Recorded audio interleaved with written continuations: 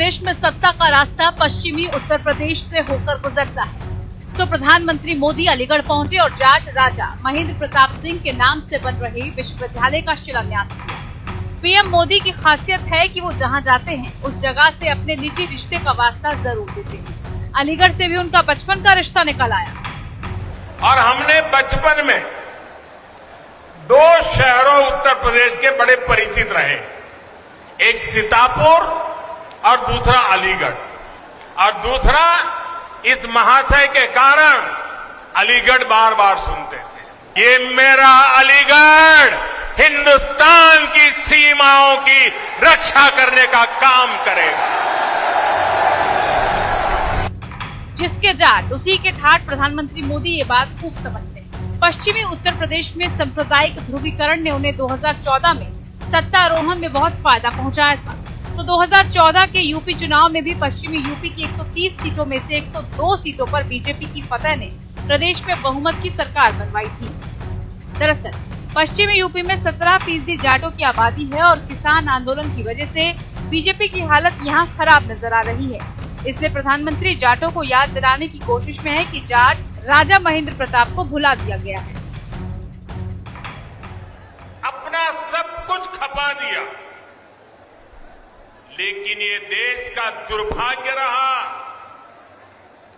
कि आजादी के बाद इस तपस्या से देश की अगली पीढ़ियों को परिचित ही नहीं कराया गया।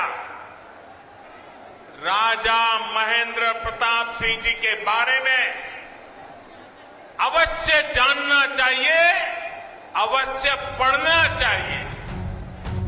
प्रधानमंत्री मोदी ने खुद भी ये बात भुला दी कि राजा महेंद्र प्रताप वामपंथी विचारों के थे और कम्युनिस्ट नेता व्लादिमीर लेनिन से मॉस्को जाकर मुलाकात की। यही नहीं, उन्हें राष्ट्रीय स्वयंसेवक संघ के विरोध के लिए भी जाना जाता है।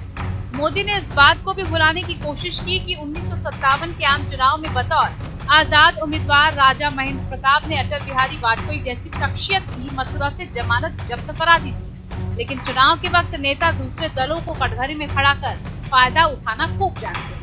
इसलिए प्रदेश के पूर्व मुख्यमंत्री कल्याण सिंह भी बीजेपी को इन्हीं दिनों खूब याद आ रहे हैं। मैं आज इस धरती के महान सपूत स्वर्गीय कल्याण सिंह जी की अनुपस्थिति बहुत ज्यादा महसूस कर रहा हूं। पश्चिमी उत्तर प्रदेश में पिछड़ों की आबादी 40% से ज्यादा है और लोधी जाति से ताल्लुक रखने वाले कल्याण सिंह का जन्म अलीगढ़ में अतरौली के मढ़ोली गांव में ही हुआ था। ये अलग बात है कि बाबरी मस्जिद ढहाने वाले कल्याण सिंह को बाद में बीजेपी छोड़ना पड़ा था और वापसी भी हुई तो पुराना सम्मान नहीं मिल पाया। लेकिन यूपी में होने वाले चुनाव के मद्देनजर बीजेपी के हर बड़े नेता ने अस्पताल जाकर उनका हालचाल जाना और देहांत के वक्त हाजिरी। इस मौके पर पीएम मोदी ने योगी राज के बहाने समाजवादी पार्टी पर भी निशाना साधा। तो मंच पर मौजूद योगी आदित्यनाथ ने भी प्रधानमंत्री मोदी की पूरी प्रशंसा की और उनकी कामयाबियां गिनवाई।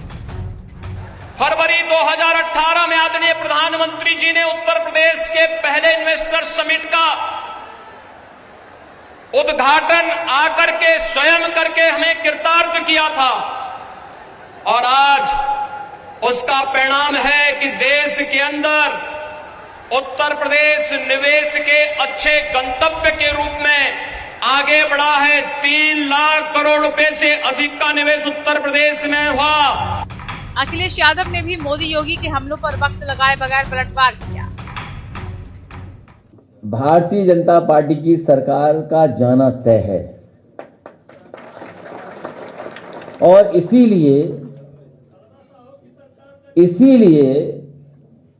सरकार के मुखिया की भाषा बदल गई है।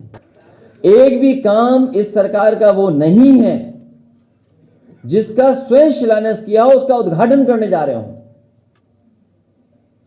इस सरकार के मुख्यमंत्री जी और सरकार वो काम नहीं बता सकती जिसका वो शिलान्यास किया हो और उसी का उद्घाटन कर रहे हैं। चुनावी सियासत ने मोदी को अलीगढ़ का ताला याद दिला दिया है, क्योंकि पश्चिमी यूपी में जाट और मुसलमान मिलकर हर हर महादेव और अल्लाहू अकबर का नारा लगा रहे हैं। जिससे बीजेपी की सियासत पर ताला लगाने का खतरा पैदा हो गया है।